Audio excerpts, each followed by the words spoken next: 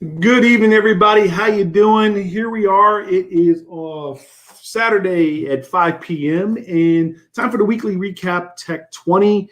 Had a long week. It was everything from Comcast and COVID strains to social unrest and storming the Capitol to technical glitches from the Tech 20.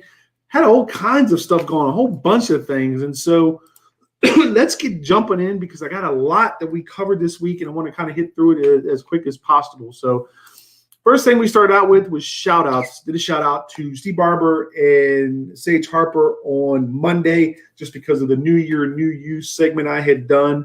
And then Thursday/Friday reboot because of the screw up with the microphone. Shout out to Donna Gallagher and ID Shield. And all three of them great people that I have spent time with and gotten to know through business and networking, and definitely recommend check them out. They were tagged in the comments on Monday and Thursday/Friday, really Friday.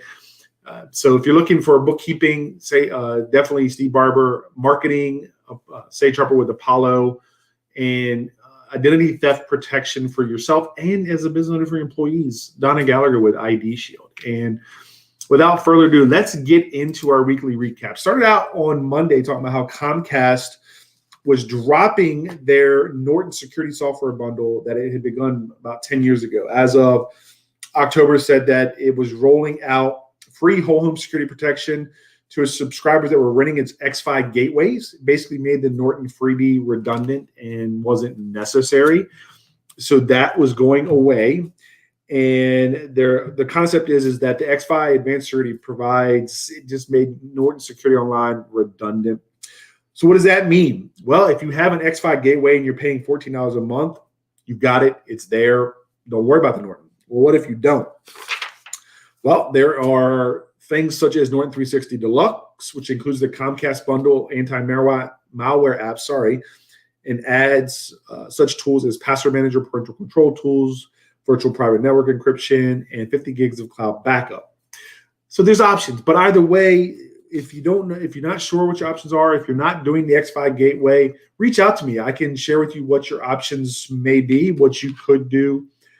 If you're concerned about your protection, if you have the X5 gateway, just go with that. Pretty straightforward.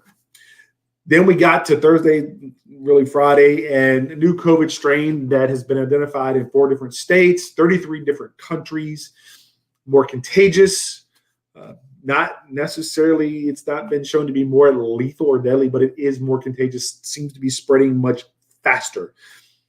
They do believe that it's possible that the current COVID vaccine will protect against this variant. However, the caveat to that is that there's just not enough data. So there's no promises on that one. But it is spreading fast. And the first known case in the U.S. was in Colorado back in December 20th, a guy that had not traveled, had no travel history. And there was also a case in Florida, the same thing, December 31st, no travel history. So it's spreading. So do your part. Socially distance, stay safe, just be careful. Talk Friday a little bit about just what had happened at the U.S. Capitol on Wednesday, and just very saddened to see all that happening and just the state of where our country is at. And I'm hoping that as business owners, as small business owners, as just people, we can do our part to try to work together, regardless of political affiliation, regardless of your support, regardless. At the core, we're human beings, and how can we care for one another? And I think it's an important conversation to have. I would love to dialogue with people.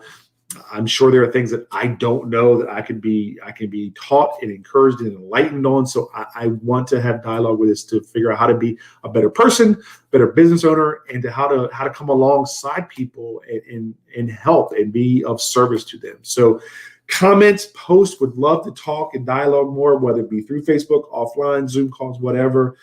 Just let me know. And so for Steve and Sage, who we're talking about, Steve was posting on Facebook how he was putting together a home gym. Sage was talking about how he's like to work towards losing some weight. I've been on my own personal weight loss journey. And so I just thought, new year, new you. What are some of the things tech-wise that can help you hit your goals. There was a whole bunch of them, and I'm not going to go through all of them. Don't have the time. There was apps for helping you stay healthy. There are apps for your mental sanity and awareness. There are apps to track, for helping you get organized. There are apps for, how to, cooking more and using things like Instapot, or using a, what's that called? The pressure cooker, or crock pot. I mean, I could go on. There's apps for reading more, like Audible, Kindle, even your library. The list, even upskilling and reskilling, which I talked about a few weeks ago, with companies looking to grow their employees' skill sets as things have evolved in the business workplace. So that was a big deal. And there's a lot of things in that article that I was referencing that I talked about on Monday. I would recommend going back and looking at it, because there may be something in there that is helpful for you. Not only that, but one of the things that changed in 2020 was a bigger boost in the at-home workout segment. Many of you have probably seen the commercials for Peloton and Proform, for the Mirror. There's all kinds of stuff out there. And this particular article that I was reading talked about Peloton, the Daily Burn and Glow Yoga. Peloton and Fitness Plus, sorry. Fitness Plus has come a little bit late to the party, but still it's there. It's something that is tightly integrated with Apple. And you really need an Apple Watch to get the full integration, the full effect of what Fitness Plus brings. But it is an option.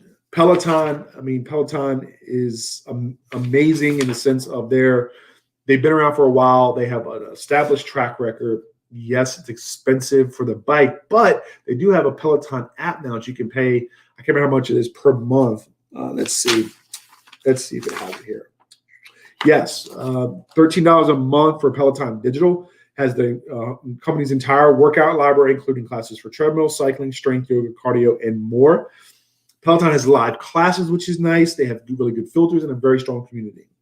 If that's still not your cup of tea, you could go down the road of Daily Burn, which Daily Burn has this thing called the Daily Burn 365. It's a new workout video streamed live each morning at 9 a.m. So good thing to wake up and get your Daily Burn in.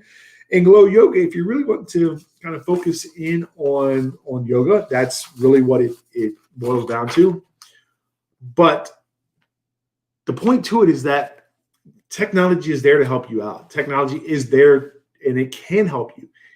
And it's just like anything else. You have to be disciplined to use it. I'll be the first to admit there's been times when I've started going down a path and I haven't finished out. I haven't disciplined myself to finish it out. But that's the key. The technology is there. We have devices that are with us all the time that allow us to track the things we want to track. So use it. Use it to help whatever goals you have set for yourself this year, whether you call them New Year's resolution, whether you call them goals, doesn't matter. But use them to help you reach your goals. And if you have any questions or want me to send you the link to the article I talked about, or even do research and give you suggestions, let me know. I'll be glad to do it. But the technology is out there. It is available to you. Kind of in that vein, what's some of the tech that we lost in 2020? And I know you just heard this last night, different things, Adobe Flash, because just security, it harkens back to the days when there were video games on your computer and things that would appear on your phone. But the problem is it was security risk. It just was very vulnerable, constant updates, and it just was a major attack vector for malware. And so it's gone. Adobe will block Flash content from running in Flash beginning January 12th, 3 days away. Most websites have already blocked it or disabled it by default anyway. Excuse me. So again, I've said this on PCs, start button, control panel, programs and features. See if you have Adobe Flash Player, highlight it, uninstall, get rid of it. If you have a Mac, the uninstaller is specific to your Mac operating system, so you got to find that out. Then you can download the uninstaller. Farmville, which was a byproduct of the Adobe Flash era, that went away. That was on Facebook. Toshiba sold the last percentage of its laptop division to Sharp. The Segway PT, the personal mover, production ceased in July. Quibi, no big deal. Essential Phone, crash and burn. Google Play Music. All these things went away. However, what was some tech that we are going to gain in 21 right now, coming up very soon, and certainly as we go forward? Well, the first thing is that Discovery Plus, a new streaming service, that started. That started on January 4th. Yeah, so this Monday. There will be series from, let's see. It will have, it says it will focus on scripted movies and TV series. It will have series from Oprah Winfrey Network, Lifetime, DIY, Travel Channel, Science Channel. So some of the things that you may have already seen, you see on those channels, is going to be on the Discovery Plus.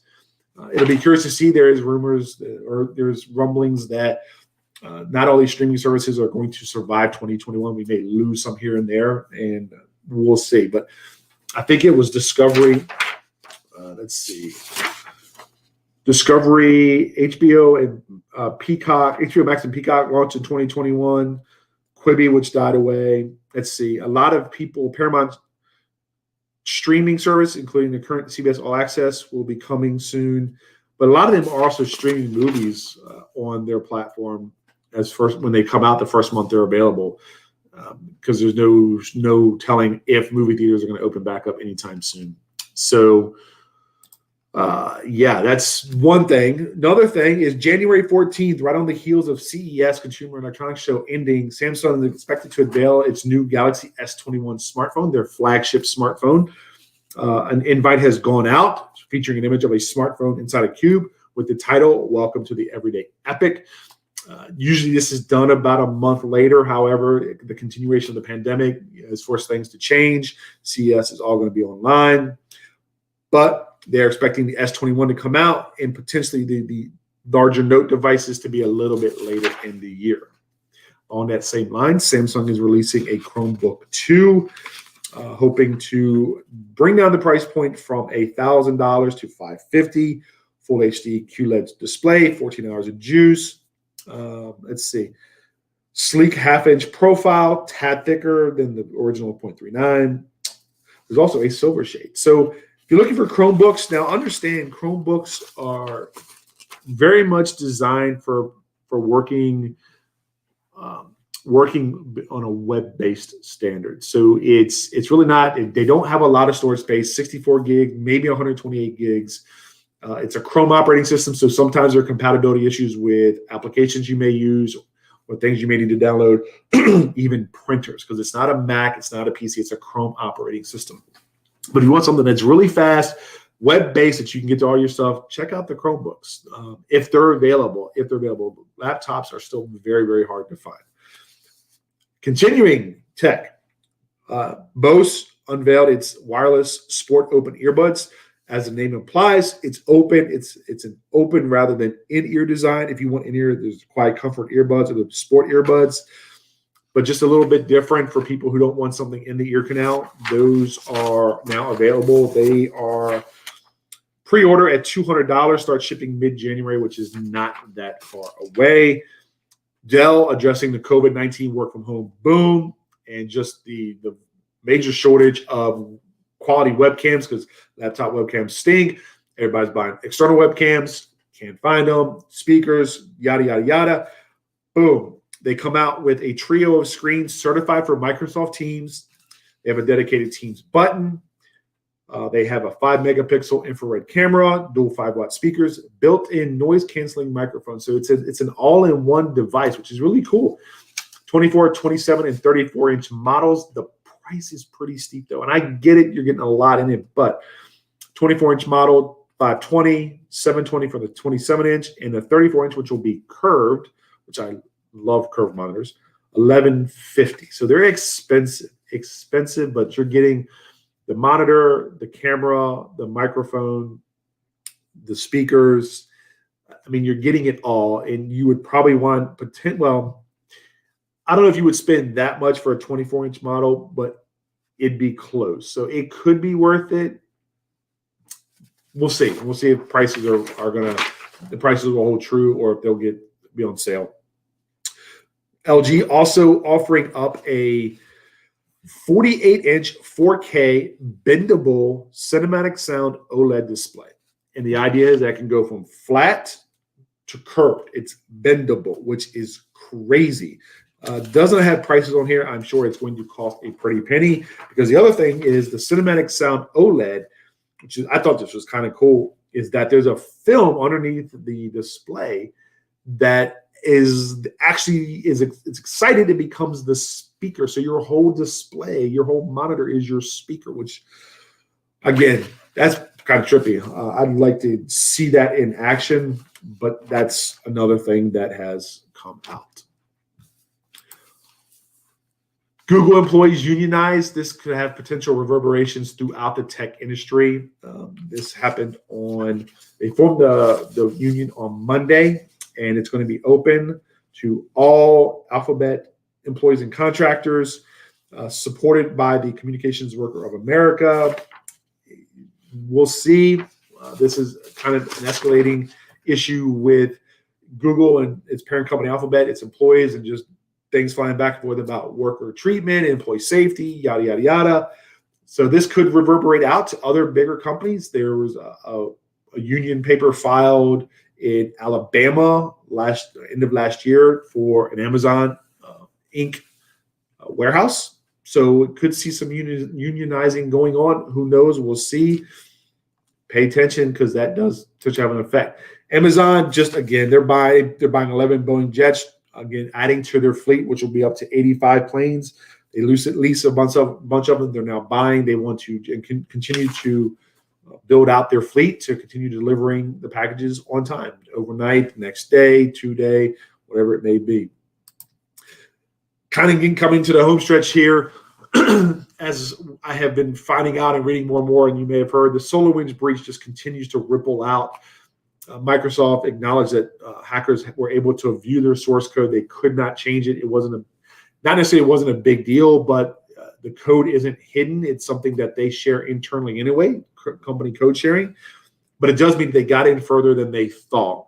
And I also read that the Justice Department has come forward and saying that emails were accessed in the Justice Department. They do not believe any classified information was accessed, but it just continues to grow and grow and grow. And so out of that, what are the 2021 cybersecurity predictions? Well, first and foremost, as we are seeing, ransomware attacks are going to continue to rise. They have grown massively in 2020 with the pandemic.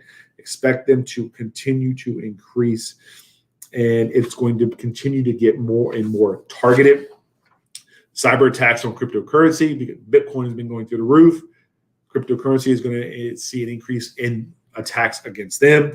Crimeware as a service. I talked about this a while ago. Ransomware as a service, crimeware as a service, where you have cyber criminals offering their advanced tools and services for sale or rent to less skilled criminals. It just seems very much mafia to me, but I guess it's a business model, and it is what it is. It's a way for legitimate cyber criminals to generate other revenue, and I guess to some degree you could say that they're passing the blame down, whatever, but crimeware as a service will become more efficient. Cyber bullying is going to continue. It's there, yeah, but people suffer in silence. And so, and they're expecting that in upcoming months, it's going to be the online gaming community where it's really going to impact. State-sponsored hacking against all. We're seeing that. We're seeing that with SolarWinds. This is going to continue. Most campaigns are going to be carried out by what they call advanced persistent threat groups linked to Russia, China, Iran, North Korea. Don't think for a minute that the U.S. isn't hacking. They are. I don't care what anybody says, but it's going to get better. It's going to get more sophisticated. We're going to see more potentially of the SolarWinds type hacks occurring. The Internet of Things industry will continue to be attacked. They're just not built with security in mind. And data breaches are going to continue to flood the cybercrime underground market. It's just, your data is everywhere. It's going to continue to flood the market. So don't give away information for free. Don't post stuff on social media that's could give away security questions or things like that. Just be careful. Protect yourself, because the amount of information that's out there already is staggering. The amount of information that's going to continue to flood in there is going to be even more staggering. And the savvy cyber criminals are going to start piecing together pieces to then breach accounts. So just be careful. What do you want to know about? We ended this week. Hope everybody is having a great finish to their week. If there's something that I talked about you want to know more about, or something else that you heard, read about, put in the comments. Let me know. Would love to provide more information, give you a shout out. I appreciate everybody for watching, even the technical glitch from Thursday to afternoon Friday to today. Yes, I know it's just 24 hours, but appreciate everybody for watching, for the likes, for the shares. Anybody you know that would potentially be interested in this information, have them come out. I'll see you Monday at 5. Mondays are going to be at 5 only because I have 6 o'clock appointment, a standing appointment on Mondays. So Monday, 5 p.m., the next Tech 20. Until then, enjoy your weekend. It's supposed to be in the mid-40s tomorrow. So if you can, get out, enjoy the day. And I'll see you Monday. Have a great evening. Goodbye.